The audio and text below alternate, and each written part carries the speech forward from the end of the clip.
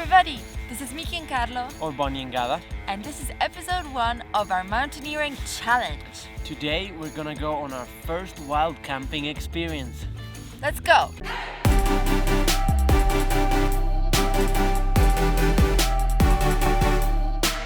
So guys, we're off to our camping destination. We just started and we're already super tired and very sweaty because it's very warm actually today. We weren't expecting it to be so warm. It's our very first time camping. We have zero experience whatsoever in this field. So yesterday we tried opening our tent and closing it especially. We checked our sleeping mats, everything, just to make sure that we were going to be kind of okay today. We chose a relatively short hike to get to the top of the mountain. So let's go.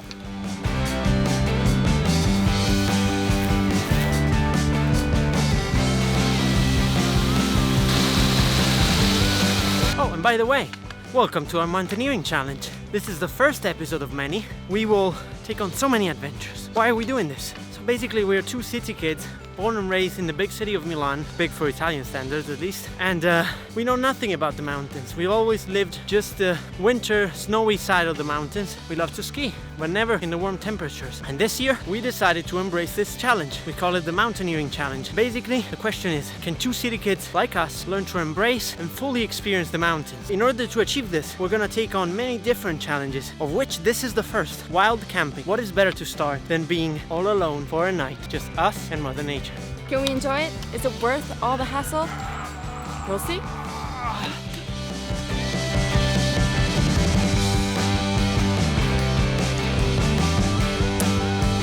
We just got above the tree line. We're in open meadows now, and it's really important because in Switzerland you can't do wild camping below the tree line, so we had to find a spot like this. We made it to the top.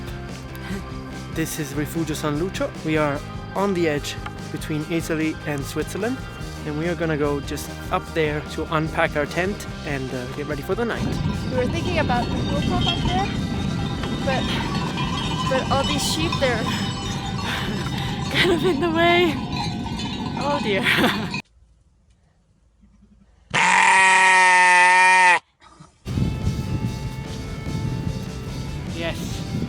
Yes, this is it. This is it. So this looks like the spot. There are a few spots that are less windy, but we really want to see both sunset and sunrise. So we're going to try and see if it's good enough up here on top of the hill.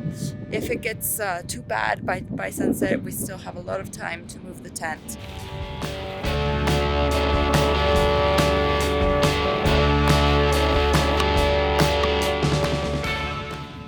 It's not been too bad to get out here.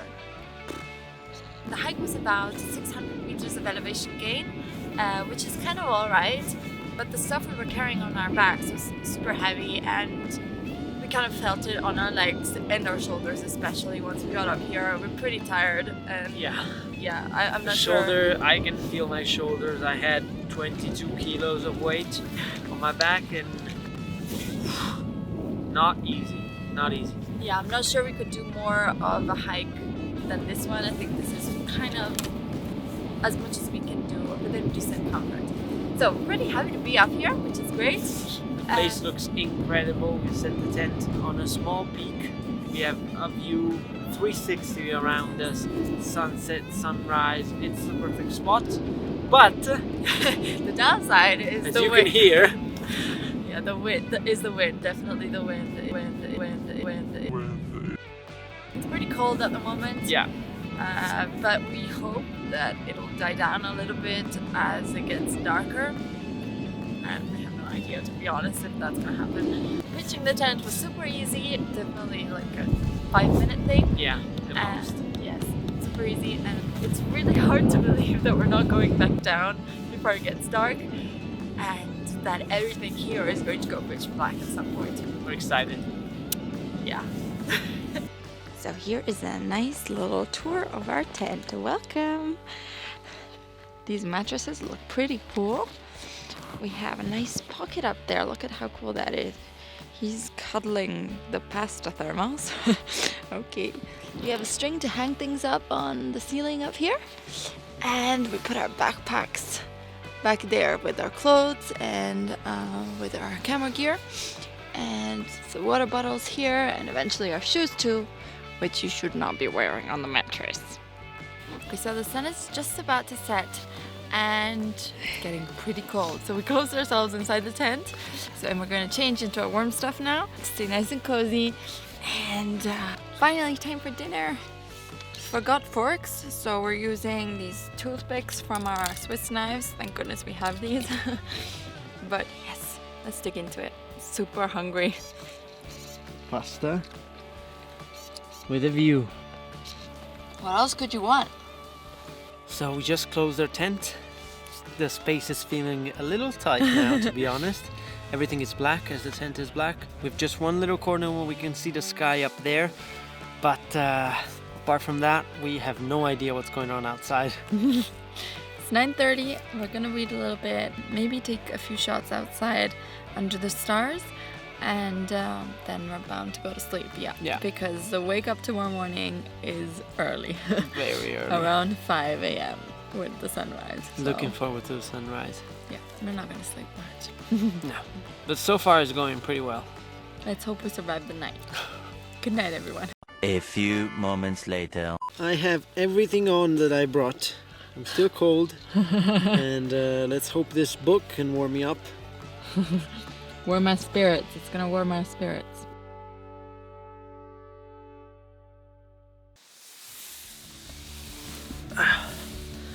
Good morning, guys. So it's 5:15. As you can see, it's pretty bright already, but it appears we're in a cloud. We'll go outside and check it.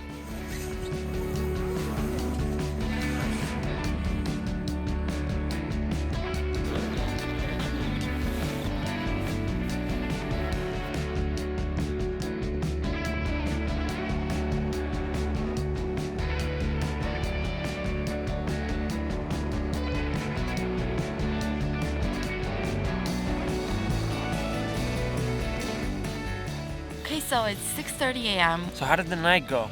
Not so well, to be honest. We had a lot of muscle pain from carrying all the backpacks here, and the sounds were not easy to deal with during the night, because even a little bit of wind with the tent, we're not used to sleeping outside, so it woke us up a little bit, and we didn't sleep very well. Without the mattress, we just wouldn't have slept at all in the night. But it's not as your mattress at home. Let's be clear, it's not comfortable to sleep outside in a narrow sleeping bag. But overall, if you're not too cold, which might be the biggest issue, with a bit of practice, it can become kind of enjoyable. Absolutely, yes. And just waking up because of the sunlight coming into your tent is such a beautiful experience. You're in the middle of nowhere, literally, just by yourself, in nature, in contact with the ground, and it's just something that's so unique. It's tough, it's not too comfortable at all, but you feel it's worth it when you wake up. We're very glad we chose this spot on Passo San Lucio for our wild camping adventure, because it's a very flat area with a lot of grassy fields, and it's very easy to find a place where to pitch your tent. And it's also 5 minutes away from a mountain hut, so we felt a lot safer that if anything went wrong, we had very close help. Yes, that makes such a big difference when you're a beginner and you have no idea what you're doing, basically.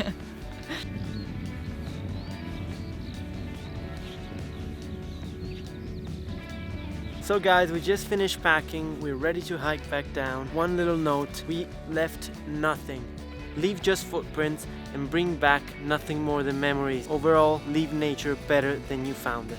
Yes, and remember to pick up trash if you see it along the way as well, not just yours. So can two city kids like us enjoy wild camping in the mountains? Yeah, so I think the answer to that question is that yes, we can. You can too, definitely. But you're gonna need, like we did and we do, a little adjustment. It's not easy to figure out everything immediately, and it's not easy to adjust to the uncomfort of being outdoors. But it's so rewarding if you do, so we definitely can't wait to try again. So if you enjoyed the video, smash the subscribe button. Please leave some comments. We're gonna answer each and every one of them. Absolutely. Subscribe to the channel because a lot more is coming. Episode 2, we'll put up a fire, try to cook in it, and we'll do so many more mountaineering challenges in the future. Yes, stick around, guys.